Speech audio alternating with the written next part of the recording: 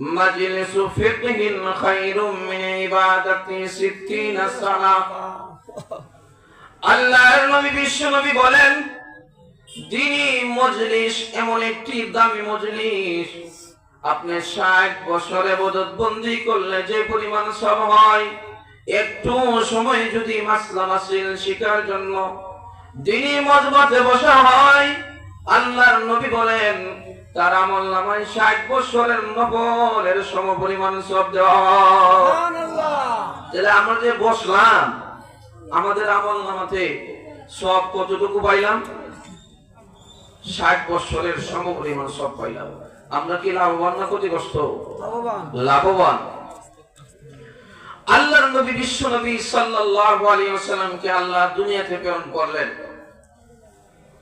এমন ভাবে আল্লাহর নবী সাল্লাল্লাহু আলাইহি ওয়াসাল্লাম লালিত পালিত হলেন। মদিনা মক্কায় উনি যখন 39 বছর বয়স, তখন পর্যন্ত মদিনার মক্কার লোকেরা নবীজিকে অত্যন্ত ভালোবাসত, সম্মান করত। মক্কার লোকেরাই নবীজিকে আল আমিন উপাধি দিয়েছিল। আমিনত্ব বিশ্বস্ত, আল আমিন শব্দটা হলো অতি বিশ্বস্ত। আল্লাহর নবীকে অতি বিশ্বস্ত লোক মক্কার লোকেরাই দিয়েছিল। আল্লাহর নবী 53 বছর পর্যন্ত মক্কাতেই ছিল। আল্লাহর নবী যখন নবুয়তি দাবি করলেন, আল্লাহ যখন ওনাকে নবুয়তি দিলেন, তখন নবীজি সাল্লাল্লাহু আলাইহি সাল্লাম ওনাদেরকে দ্বীনের দাওয়াত দিলেন। আল্লাহর নবী বলেন, যখন আমার উপর আয়াত নাযিল হলো, কুলনা ইয়া নারু কুনি বারদা ওয়া সালামান, আল্লাহর নবী বলেন কুলনা ইয়া নারু কুনি বারদা। আল্লাহর নবী বলেন, যখন আমাকে বলা হলো কু আনফুসাকুম ওয়া আহলিকুম নারা, ওগো নবীজি, আপনি নিজে এবং আপনার পরিবারকে জাহান্নামের আগুন থেকে বাঁচান। জাহান্নামের আগুন অত্যন্ত ভয়াবহ। এই আয়াত নাযিল হওয়ার পরে সিরাত ইবনে হিশামের মধ্যে আল্লাহর নবী বিশ্ব নবী সাল্লাল্লাহু আলাইহি ওয়াসাল্লামের ঘটনা কান থেকে লেখেন, আল্লাহর নবী সাল্লাল্লাহু আলাইহি ওয়াসাল্লাম সূর পাহাড়ের উপরে উঠে গেলেন। আল্লাহর নবী সাল্লাল্লাহু আলাইহি ওয়াসাল্লাম বলেন, ইয়া সাবাহা ইয়া সাবাহা, হে সকাল বেলার বিপদ, হে সকাল বেলার বিপদ। আরো মেলে বুঝতে কথা হলো, যখন কোন মানুষ বিপদগ্রস্ত হয়ে যায়, যখন কোন মানুষ আপনার ক্ষতিগ্রস্তের মধ্যে পড়ে যায়, বিপদে পড়ে যায়, পাহাড়ের চূড়ায় উপরে উঠিয়া তখন ডাক দেন, সকল মানুষরা একত্রিত হয়। আল্লাহর নবী সেই কৌশল অবলম্বন করে পাহাড়ের চূড়ায় যখন গেলেন, আল্লাহর নবী বলেন, ইয়া সাবাহা ইয়া সাবাহা। আরবের লোকেরা মনে করলো মুহাম্মদ বিপদে পড়ে গেল। আল্লাহর নবী যখন তাদেরকে দাওয়াত দিলেন, হে আমার গোষ্ঠীর লোকেরা, হে আরবের লোকেরা, শোনো, আমি এখন কোথায় আছি? আরবের লোকেরা বলো, আপনি পাহাড়ের উপরে আছেন। শোনো, আমি যে পাহাড়ের উপরে আছি, পাহাড়ের উপরে থাকার কারণে আমি পাহাড়ের সামনে পিছনে চতুর্দিকে আমি দেখি কিনা? আবার আরবের লোকেরা বলেন, হ্যাঁ আপনি দেখেন। আল্লাহর নবী বলেন, ও আরবের লোকেরা, এই 40টি বছর তোমাদের কাছে আমি লালিত পালিত হলাম, কোনদিন কিয়ামতের কিয়ামত করেছি? আরবের লোকেরা বলে না। কোনদিন তোমাদের কথা, কোনদিন মিথ্যা কথা বলেছি নবীজি? আরবের লোকেরা বলে না। আপনি কোনদিন আমানতের কিয়ামত করেন নাই, আপনি কোনদিন বিশ্বাসঘাতকতা করেন নাই, আপনি কোনদিন মানুষকে ধোঁকা দেন নাই, সুতরাং আপনি একজন সত্যবাদী মানুষ। আল্লাহর নবী বলেন, শুনো, আমি পাহাড়ের উপরে থাকার কারণে পাহাড়ের ওপরে দুশমন না বন্ধু আছে আমি জানি। আমি যদি তোমাদেরকে বলি পাহাড়ের পাদদেশে একদল দুশমন দাঁড়িয়ে আছে, তোমাদের উপর আক্রমণ করবে, তোমরা কি বিশ্বাস করবে? আবার আরবের লোকেরা বলেন, হ্যাঁ অবশ্যই বিশ্বাস করব। আল্লাহর নবী বলেন, কেন বিশ্বাস করবা? আরবের লোকেরা বলেন, আপনি পাহাড়ের চূড়ায় থাকার কারণে, আপনি পাহাড়ের ওপাশে দেখেন, কোনদিন মিথ্যা কথা বলেন নাই, এই কারণে আপনার কথা বিশ্বাস করব। আল্লাহর নবী বলেন, ঠিক তদ্রূপভাবে আল্লাহ রাব্বুল আলামিন আমাকে জান্নাত দেখাইলেন, জাহান্নাম দেখাইলেন। আমি জান্নাত দেখিয়া জাহান্নাম দেখিয়া তোমাদেরকে বলছি, তোমরা যদি বলো লা ইলাহা ইল্লাল্লাহ তুফলিহুন, যদি তোমরা লা ইলাহা ইল্লাল্লাহর কথা সাক্ষী দাও, তোমরা কামিয়াব হয়ে যাইবা। আমি নিজ চোখে দেখতেছি, যদি তোমরা এই কালমাগুলো পড়ো, এই কালমার হাকিকত অনুযায়ী চলতে পারো, আল্লাহ রাব্বুল আলামিন 10টা দুনিয়ার সমপরিমাণ তোমাদের জন্য জান্নাত দিবে। আল্লাহর নবী সাল্লাল্লাহু আলাইহি সাল্লাম দেখিয়া জান্নাত নিজ চোখে দেখে আল্লাহর নবীজি এই ওয়াজ করলেন। আমাদের মধ্যে কিছু মানুষ আছে, এরা বলে হুজুরের জান্নাত জাহান্নাম সম্পর্কে ওয়াজ করে। জান্নাত জাহান্নাম কি দেখছে? দেখছে? একটা এক্সাম্পল দেই। আপনার সাথে আপনার দাদার পরদাদার কিচ্ছা কয়, গল্প করে, এই পরদাদার গল্প পরদাদার ঘটনা বলি বর্ণনা করে, এদিকে আপনি দেখছেন? দেখছেন না তো বিশ্বাস করেন কেন? তা আব্বা বলতেছে এটা মিথ্যা কথা হবে না। আমাদের রূহানি পিতা মুহাম্মদুর রাসূলুল্লাহ নিজ চোখে জান্নাত দেখিয়েছে, দেখিয়া নিজে বর্ণনা করতেছে। আল্লাহু আকবার। আমাদের কোন আর অবকাশ আছে? কোন সন্দেহ সংশয় আমাদের ভিতরে আছে? নাই। এই জন্যই আমরা আমাদের নবীজি জান্নাত দেখছেন, জাহান্নাম দেখছেন। এই জন্য জান্নাতের ভিতরে অনেক কোন নাম নেমত আল্লাহ রাসূল সাল্লাল্লাহু আলাইহি ওয়াসাল্লামকে দেখেছেন। আল্লাহর নবী এমন সত্যবাদী মানুষ ছিলেন। আল্লাহর নবী সাল্লাল্লাহু আলাইহি ওয়াসাল্লাম আরবের লোকদের অত্যাচার, নিপীড়ন, নির্যাতন যখন সহ্য করতে পারলেন না, আল্লাহর নবীজি চলে গেলেন তাইফ দেশে। মক্কা থেকে তাইফের দূরত্ব 80 মাইল, 80 কিলোমিটার, প্রায় 40 মাইল দূর। আল্লাহর নবী মক্কা আর কাফেরদের নির্যাতন সহ্য করতে পারলেন না। আল্লাহর নবীজি চিন্তা করলেন, যাই একটু তাইফ দেশে যাই, সেখানের মানুষরা খুব শিক্ষিত, সেখানের আবহাওয়া ভালো, সেখানের পরিবেশটা খুব সুন্দর। সুতরাং মক্কার চাইতে তাইফের লোকেরা অনেক ধরনের ভদ্র মানুষ। অনেক সময় দেখা যায় গরমের কালে আরবের লোকেরা তাইফ দেশে চলে যাইতো, যে গরম সিজনটা তাইফের মধ্যে কাটাইতো, কারণ তাইফ দেশের আবহাওয়া খুবই ভালো। সেখানে গেলে আপনার স্কিনের চামড়া পরিবর্তন হয়ে যায়, চেহারা সুন্দর হয়ে যায়। এই জন্য আরামায়েশের জন্য মক্কার লোকেরা তাইফে যাইতো।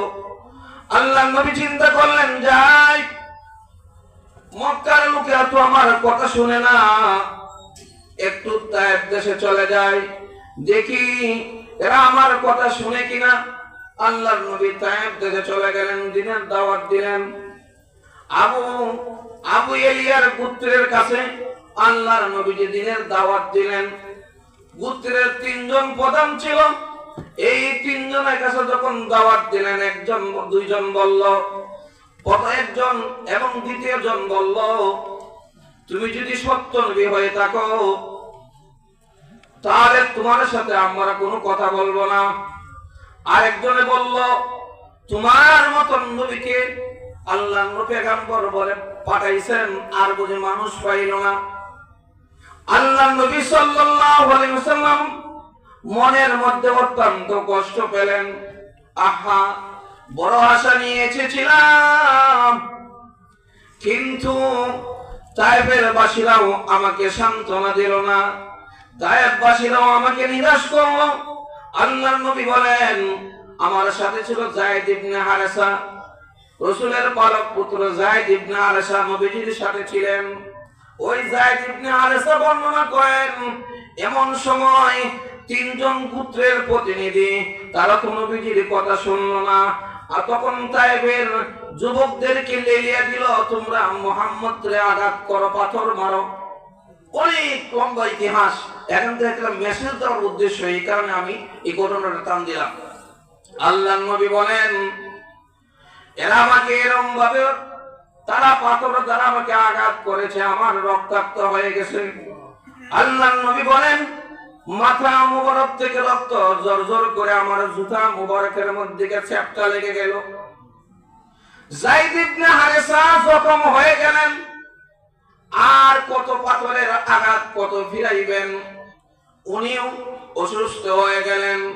কিতাবের মধ্যে লেখেন যায়েদ ইবনে হারেসা তিনি বলেন, আমি আমার শরীরের দিকে আমি চিন্তা করি না, আমি আমার চিন্তা করি আমার আতা আমার মাহবুব মুহাম্মদুর রাসূলুল্লাহর প্রতি। আমি যে জখম হয়েছি এটার প্রতি আমি চিন্তা নাই, কিন্তু আমার নবী সুস্থ আছে কিনা আমি এই দিকে আমি আমার খেয়াল। যায়েদ ইবনে হারেসা বলেন,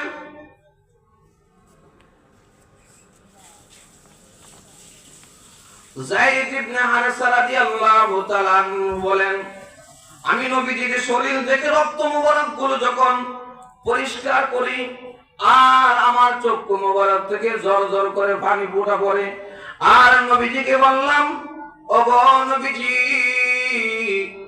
আপনি একটু আল্লাহর কাছে বদদোয়া করুন যেন তাদেরকে একটু শাস্তি প্রদান করা হয়।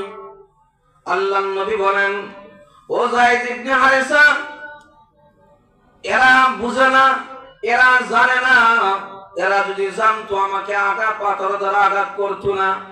এমন সময় তাইফ এবং মক্কা দুই পাহাড়ের যে ফেরেশতারা আছে, এই ফেরেশতারা এসে বলে, ইয়া রাসূলুল্লাহ ইয়া হাবিবাল্লাহ, আপনি পারমিশন দেন, আমরা তাইফ এবং মক্কা শরীফের পাহাড়ের উপরের ফেরেশতারা আমরা আল্লাহর পক্ষ থেকে পারমিশন নিয়ে এসেছি, যদি আপনি পারমিশন দেন তাহলে তাইফ এবং মক্কার পাহাড়ের মাঝখানে ওই সমস্ত পাপিষ্ঠদেরকে ভালায়া পিছপা করে তাদেরকে ধ্বংস করে দেই।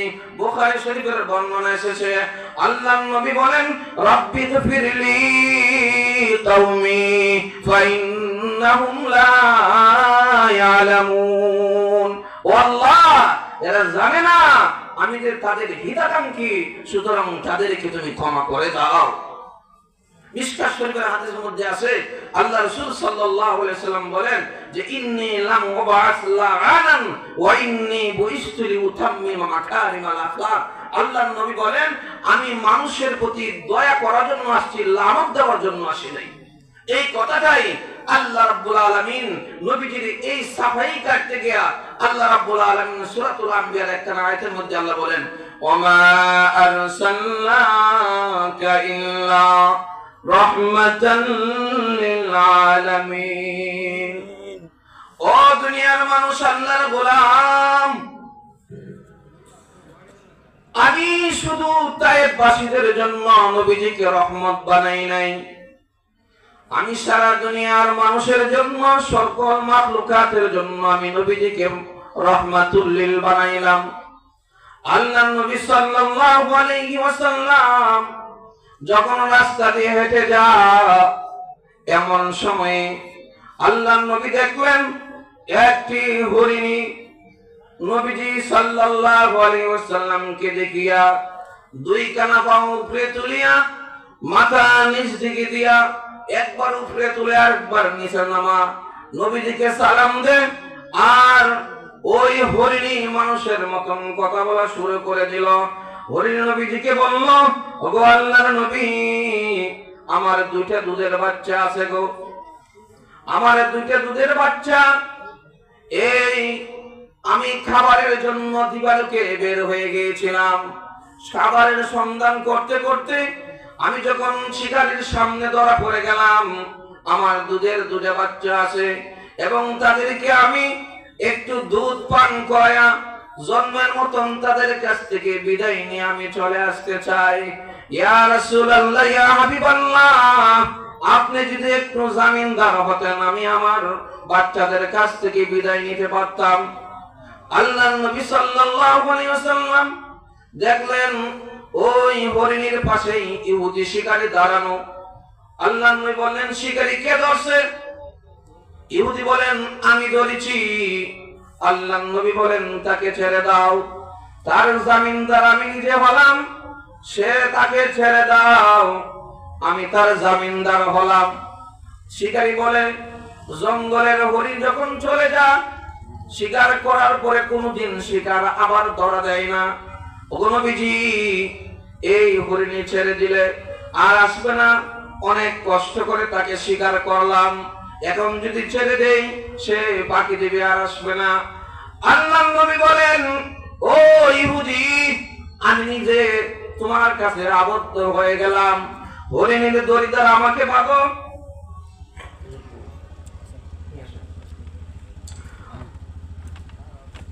হরিণীর শিকারী, হরিণীর যে শিকার দড়ি দ্বারা বাঁধছেন, সেই দড়ি দ্বারা আমাকে আবদ্ধ করো। আল্লাহর নবী সাল্লাল্লাহু আলাইহি ওয়াসাল্লাম হরিণীর নিজে জামিনদার হয়ে গেলেন। হরিণ যখন ছেড়ে দেওয়া হলো, হরিণী দৌড়তে দৌড়তে বাচ্চার কাছে চলে গেল।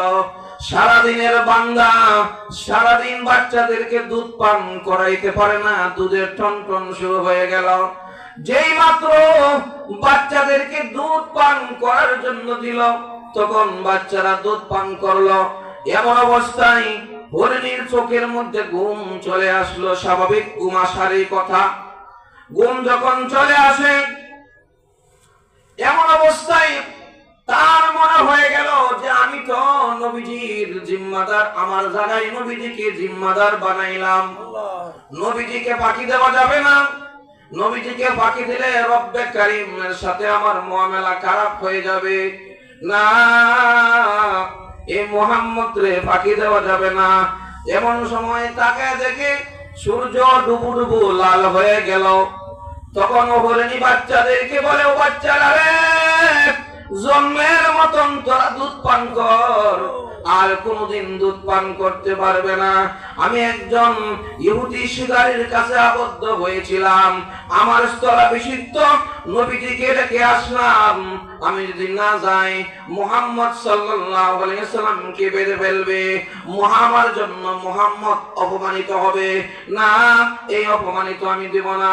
বাচ্চারা রে, জন্মের মতন তোরা দুধ পান কর, আমাকে আর কোনদিন পাবে না। শিকারীর কাছে আমি আবদ্ধ হয়ে গেলাম।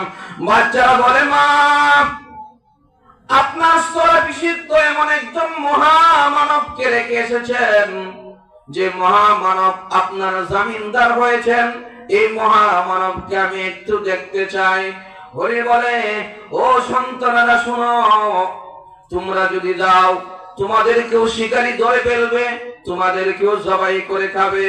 বাচ্চা বলে, মা, শিকারী আপনার জামিনদার হয়েছেন, আপনার জামিনদার হয়েছে এমন একজন মহামানব যদি আপনার জীবনের রিস্ক নিতে পারে, এমন একজন মহান ব্যক্তিকে দেখতে গিয়ে যদি আমরা মৃত্যুবরণ করতে হয়, 1000 বার মারা যাব, 1000 বার শিকারীর হাতে ধরা পড়ব, এমন মুহূর্তেও, একটি মুহূর্তের জন্য এমন ব্যক্তিকে আমরা ফাঁকি দিতে পারবো না।